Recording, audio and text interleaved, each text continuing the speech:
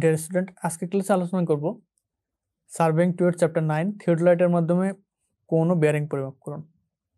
শুরুতে আমরা জানবো ত্রিকোণমিতিক লেভেলিং এর মূলনীতি সম্পর্কে, এরপর অধিগম্য ও অনধিগম্য বস্তুর উচ্চতা আণবিক দূরত্ব নির্ণয় সম্পর্কে জানবো। বস্তু স্টেশন যখন একই উলম্ব তলে থাকে এবং যখন দুটো ভিন্ন উলম্ব তলে থাকে তখন এইটা সূত্রগুলোতে একটু ডিফারেন্স আসে, তো এগুলো সম্পর্কে এখানে জানবো। ধ্রুবতারা পর্যবেক্ষণের মাধ্যমে কোন রেখার প্রকৃত বেয়ারিং নিরূপণ এবং এই অধ্যায়ের উপর গুরুত্বপূর্ণ প্রশ্নাবলী ও গাণিতিক সমস্যাবলী সম্পর্কে আলোচনা করব। এবার আরেকটা অঙ্ক দেখবো আমরা, যে একটি নদীর এই পাড়ের বি বিন্দুতে 50 মিটার দূরে এ বিন্দু এবং অপর পাড়ে সি বিন্দুতে একটি টাওয়ার একই উলম্ব তলে অবস্থিত। এ ও বি স্টেশন স্থিত যন্ত্রের নিকটবর্তী বেঞ্চমার্কের আরএল দেওয়া আছে 108 মিটার, আর এই পার্ট দেওয়া আছে স্টেপ পার্ট দুইটা দেওয়া আছে 1.95 ও 2.25 মিটার। সি বিন্দুতে টাওয়ারের শীর্ষের উন্নতি কোণ যথাক্রমে এত এত পাওয়া গেলে টাওয়ারের শীর্ষ বিন্দু আরএল এবং নদীর প্রস্থ বিসি নির্ণয় করতে হবে। তো প্রথমে এইটার জন্য চিত্র এঁকে নিতে হবে। এখানে একটা বিষয় খেয়াল করতে হবে, সেটা হচ্ছে কোণ। প্রথম হচ্ছে এ ও বি স্টেশনে স্থাপিত যন্ত্রের নিকটবর্তী বেঞ্চমার্কের আরএল এবং পার্ট পাওয়া যাচ্ছে 1.95 ও 2.25 মিটার। দ্যাট মিনস এ স্টেশনে পার্ট পাওয়া যাচ্ছে 1.95 এবং বি স্টেশন থেকে স্টেপ পার্ট পাওয়া যাচ্ছে 2.25 মিটার। এরপর টাওয়ারের শীর্ষের উন্নতি কোণ দেওয়া আছে 40 ডিগ্রি এবং 60 ডিগ্রি। এটা লক্ষণীয় যে এ ও বি, এ স্টেশনের জন্য কোণ পাওয়া গেছে হচ্ছে 40 ডিগ্রি, বি স্টেশনের জন্য কোণ পাওয়া গেছে 60 ডিগ্রি। এখান থেকে নির্ণয় করতে হবে যে এ দূরে নাকি বি দূরে অবস্থান। আমরা জানি কোণের পরিমাণ যদি ছোট হয় তাহলে স্টেশনটা দূরে অবস্থান করে। দ্যাট মিনস এখানে এ এর মানটা কম হওয়াতে এ স্টেশনটা হচ্ছে দূরে এবং বি স্টেশনটা হচ্ছে নিকটে। এরপর এ স্টেশনের উপর স্টেপ পার্ট পাওয়া যাচ্ছে 1.95 মিটারও, বি স্টেশনের স্টেপ পার্ট হচ্ছে 2.25 মিটার। ওকে, তাহলে প্রথমে চিত্রটা এঁকে নিই।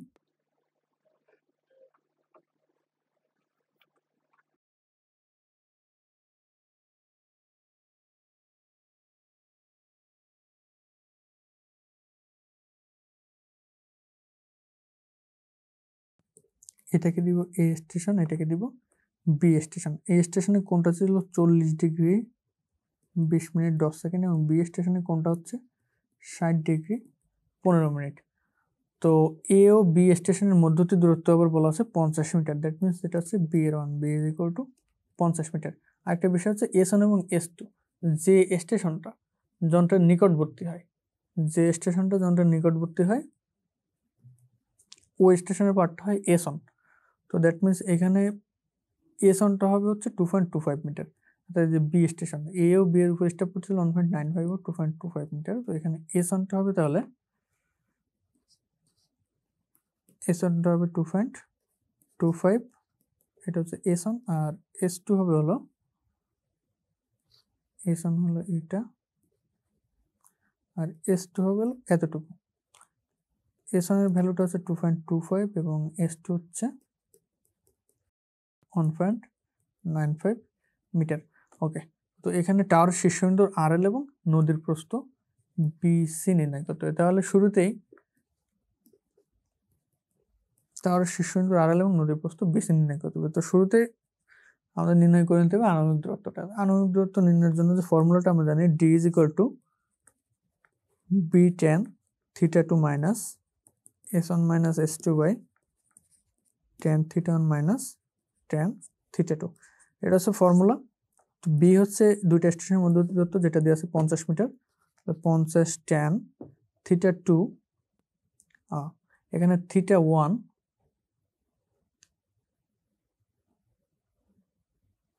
থিটা ওয়ান আমি বলেছিলাম যে যে স্টেশনটা নিকটবর্তী হয় ওটাকে অন ধরে নেওয়া হয়, আর যে স্টেশনটা দূরবর্তী ওটাকে ধরে নেওয়া হয় টু। তাহলে এখানে থিটা ওয়ান হবে যে নিকটবর্তী স্টেশন 60 ডিগ্রি এবং থিটা টু হবে 40 ডিগ্রি। তো সেম এজ এস ওয়ানটা হচ্ছে 60 ডিগ্রি স্টেশনের হচ্ছে স্টেপ পার্ট, তো সেটা হচ্ছে 2.25। তাহলে 60 ডিগ্রি 15 মিনিট, এটা হচ্ছে theta two minus S one minus S two.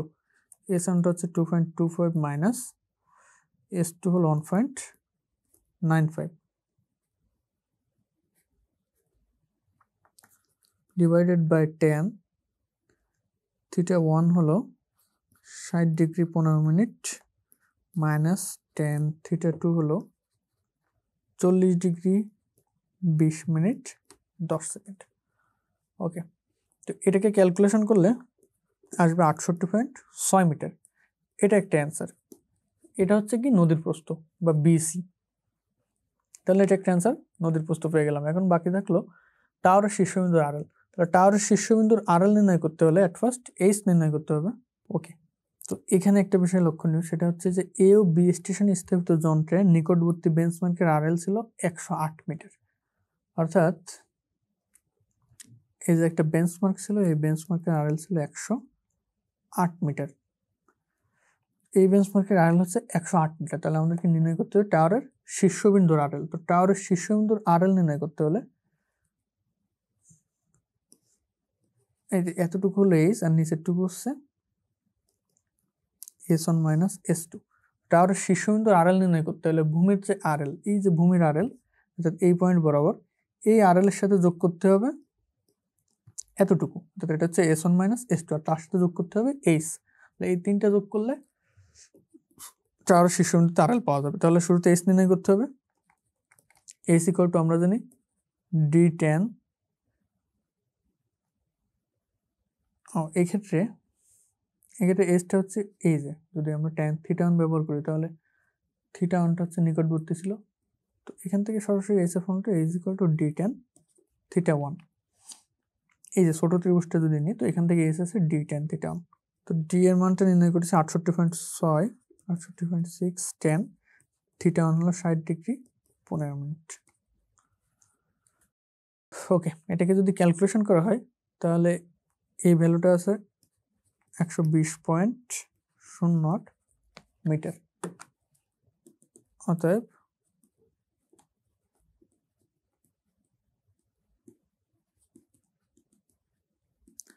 টাওয়ারের শীর্ষবিন্দু আরএল হবে, বেঞ্চমার্কের আরএল ছিল 108 মিটার প্লাস এই অংশটা S1 minus S2। S1 minus S2টা বের করতে হবে। এখানে S1 মাইনাস S2 বের করার প্রয়োজন হবে না, কারণ বেঞ্চমার্কের আরএলটা যে বিন্দুতে দেওয়া ছিল, এই বিন্দুটা ছিল, এই বেঞ্চমার্কের আরএলটা দেওয়া ছিল অ্যাকচুয়ালি এই যে যন্ত্রতে এই বিন্দুতে বসানো ছিল, এই বিন্দুর নিচে যে ভূমিটা, এইখানটার আরএল।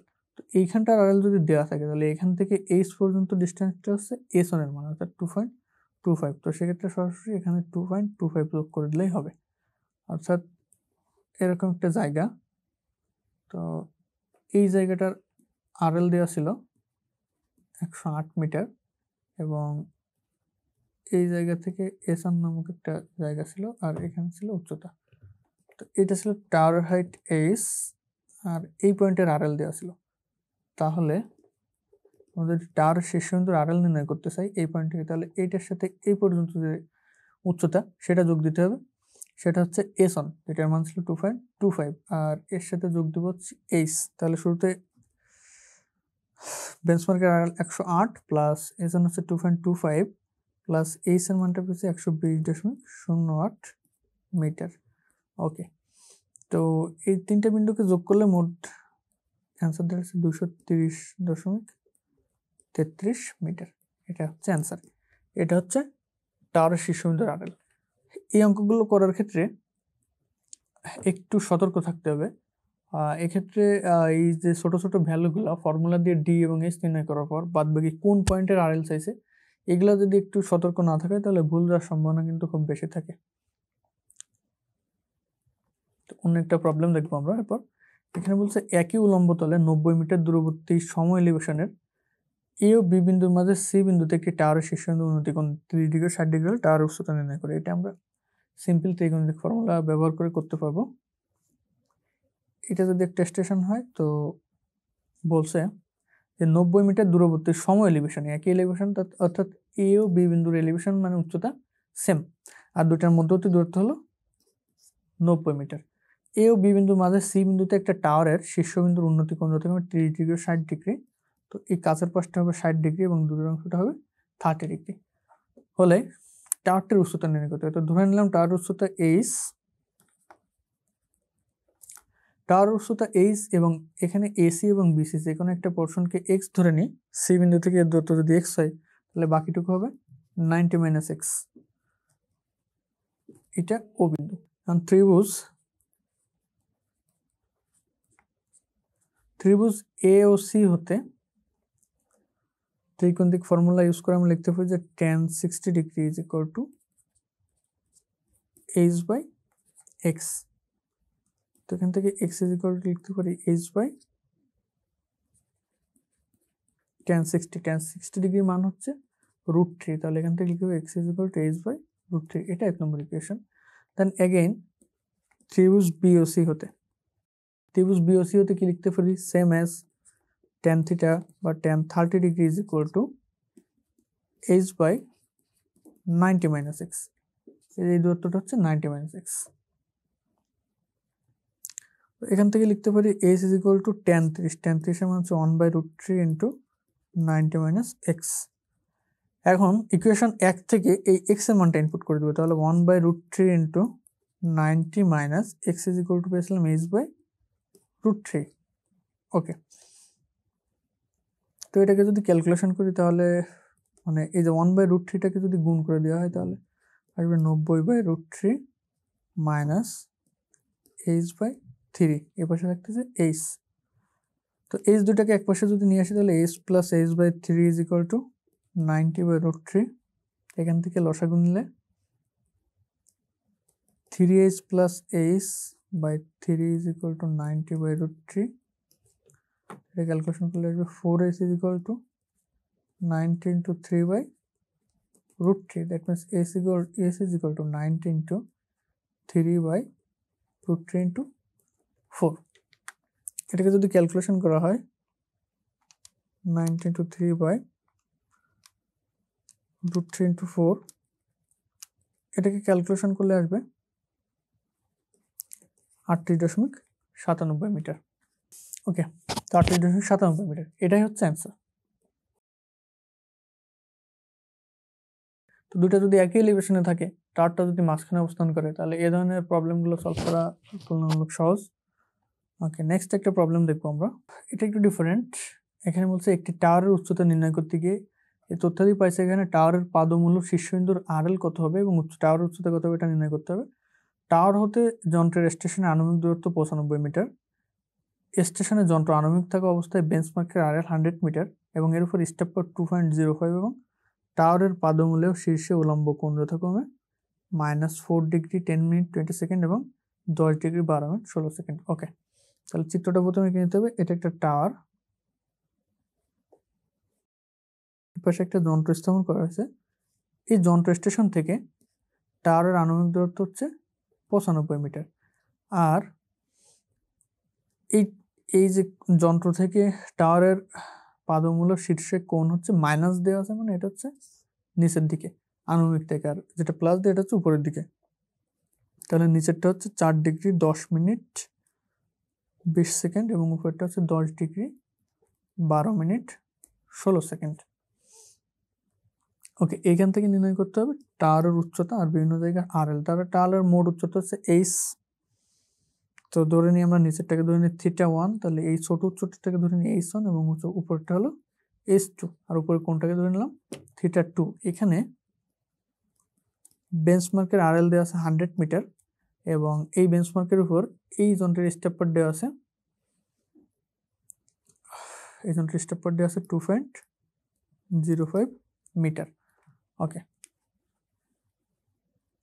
তো এটাকে যদি দুইটা ত্রিভুজ কল্পনা করা যায়, একটা এ বিন্দু বি বিন্দু, ও এটা সি বিন্দু, তাহলে ত্রিভুজ এওসি হতে আমরা কি লিখতে পারি, এই বিন্দুটা যদি কোণ হয় তাহলে লম্ব হচ্ছে এই সনটা এবং ওসিটা যেটা ডিস্টেন্স হচ্ছে 95 মিটার, এটা হয়ে যাচ্ছে ভূমি। তাহলে এখান থেকে আমরা লিখতে পারি tan 4 degree 10 minute 20 second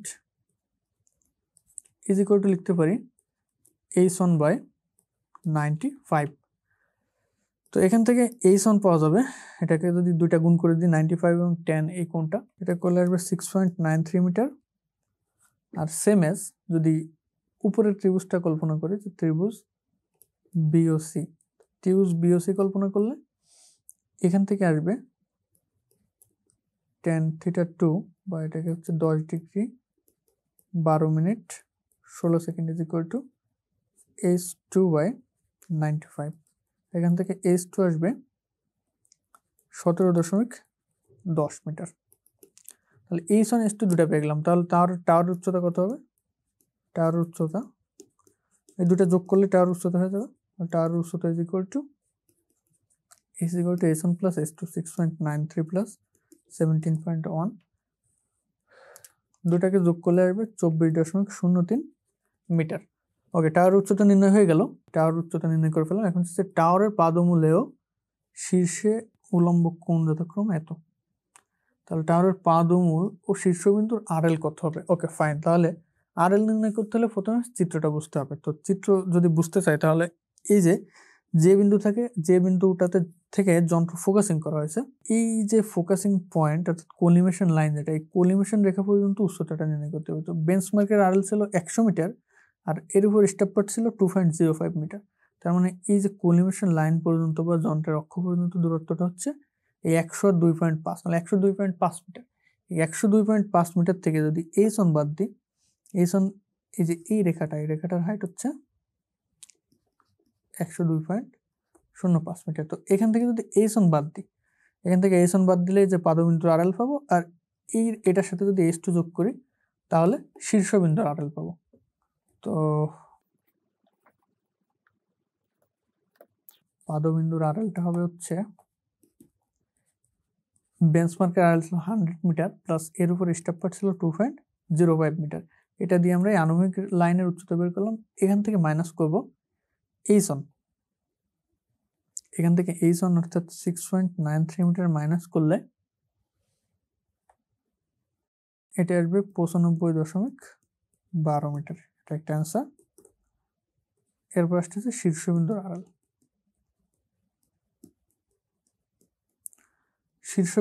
শীর্ষবিন্দুর RL হবে 102.05 প্লাস এইচ2 যোগ করতে হবে।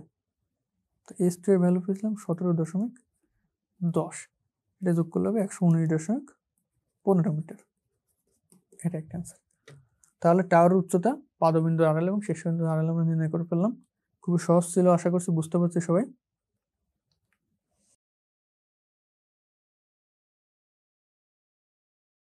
এরপর আসতেছে এই চ্যাপ্টার সম্পর্কিত কিছু অতি সংক্ষিপ্ত প্রশ্ন। ত্রিকোণমিতিক লেভেলিং কিভাবে করা হয়?